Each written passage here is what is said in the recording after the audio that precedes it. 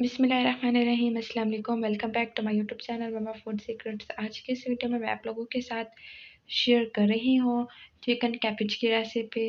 बस लोग जब चिकन कैबेज बनाते हैं तो उनसे बहुत ज़्यादा गल जाती है। वो इतना ज़्यादा होती है कि देखने से पता नहीं चल रहा होता कि ये क्या चीज़ पकी हुई है।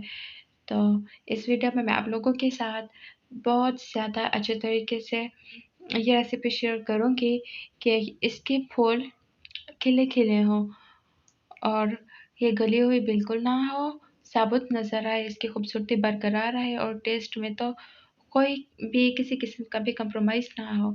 तो आइए इसे बनाना शुरू करते हैं। सबसे पहले मैंने कढ़ाई ली है, कढ़ाई के अंदर मैं प्याज ऐड कर दूँगी। प्याज मेरे पास एक बड़े साइज़ की थी जिसे मैंने बारीक चॉप कर लिया था। अब मैं इसे फ्राई कर लूँगी।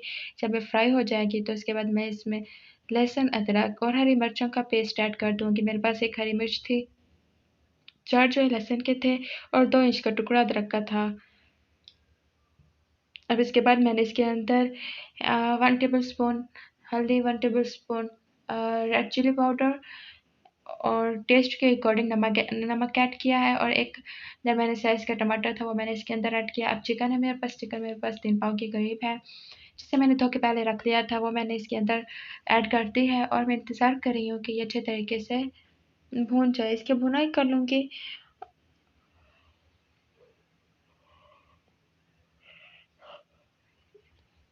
इसकी तकरीबन भुनाई हो चुकी है और बिल्कुल रेडी हो चुकी है। तो इसके बाद इसके अंदर मैं इसके अंदर आलू ऐड कर रही हूँ।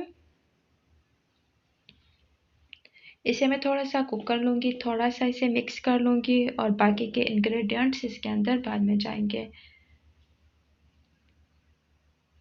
अच्छे तरीके से मिक्स कर लेना और इसे भी भून लेना है।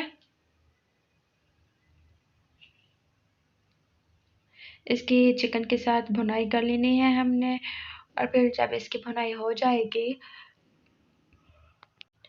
तब हम आगे का प्रोसेस शुरू करेंगे। तो तकरीबन इसकी भुनाई हो चुकी है और दूसरी तरफ मेरे पास 1 किलो के करीब कैबेज थी, तो उसे मैंने वॉश कर लिया है अच्छे तरीके से और मैंने इसके अंदर मिक्स कर लिया है। कटिंग इस तरीके से करें कि फूल बड़े-बड़े रखें आप। अगर बिल्कुल छोटे-छोटे रखेंगी तो वो बिल्कुल हलवा हो जाएगी। याद रखिएगा कि हलवा किस्म की कैबेज खाने में बिल्कुल टेस्टी नहीं होती और उसका लुक भी इतना ज़्यादा अच्छा नहीं होता, क्योंकि पहले इंसान देखता है और फिर चखता है। फर्स्ट इम्प्रेशन लास्ट इम्प्रेशन होता है। इसे अच्छे तरीके से मैं मिक्स कर रही हूँ। अगर आप इसे ज़्यादा हेल्दी बनाना चाहते हैं तो आप इसके अंदर मटर भी ऐड कर दें। अब मैं इसे थोड़ी देर के लिए कवर करके रख दूँगी। आप देख सकते हैं इसके कलर से आपको अंदाज़ा हो सकता है कि कैबेज काफ़ी अच्छे तरीके से गल चुके हैं। बाज़ लोग क्या करते हैं इसके अंदर पानी डाल देते हैं ताकि कैबेज गल जाए। पानी बिल्कुल नहीं डालना आप लोगों ने, ये अपने ही मसाले के अंदर गल जाएगी अच्छे तरीके से। पानी की एक बूंद भी नहीं जानी चाहिए। बस दरमियान में चम्मच हिलाते रहें ताकि ये नीचे से ना लगे। अब इसके अंदर कैबेज की जान गरम मसाला ऐड करेंगे। ये तकरीबन मैंने 1.5 चम्मच के करीब ऐड किया है। अच्छे तरीके से मिक्स कर लेना है ताकि ये अच्छे तरीके से मिक्स हो जाए इसके अंदर, कहीं ज़्यादा कहीं कम ना हो। और फिर आखिर में इसके अंदर जाएगा हरा धनिया। हरे धनिया को पहले अच्छे तरीके से धो लें और फिर उसे बारीक-बारीक काट लें। कोशिश करें हरा धनिया बारीक कटा हुआ हो।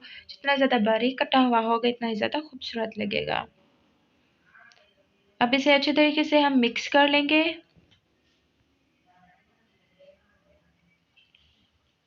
और फिर इसे मैं थोड़ी देर के लिए कवर करके रख दूँगी।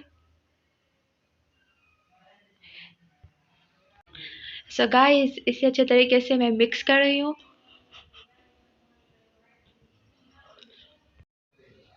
और फाइनली हमारी चिकन कैबेज बनके रेडी हो चुकी है। इसकी फ्लेम मैंने बिल्कुल लो कर दी है ताकि इसके अंदर जो घी है वो निकल आए। आखिर में कोई भी चीज़ आप पका रहे हैं तो उसे बिल्कुल लो फ्लेम पर थोड़ी देर के लिए 2 से 3 मिनट के लिए ज़रूर रखें, क्योंकि उसके अंदर का जो घी होता है वो बाहर निकल आता है।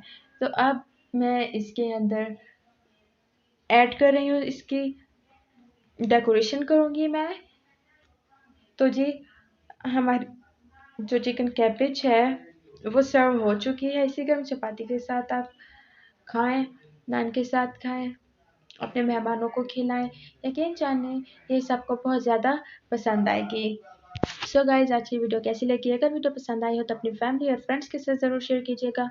और अगर आप लोग हमारे चैनल पर नए हैं तो चैनल को सब्सक्राइब कर दें, साथ ही बेल का आइकन ज़रूर प्रेस करें ताकि हमारे हर नए आने वाली वीडियो का नोटिफिकेशन सबसे पहले आप लोगों को मिल सके। बहुत जल्द मिलेंगे एक नई वीडियो में, तब तक अपना ख्याल रखिएगा, दुआ में याद रखिएगा और प्लीज़ अपना फीडबैक ज़रूर दिया करें, मुझे इस चीज़ का इंतज़ार होता है। खुदा हाफिज़।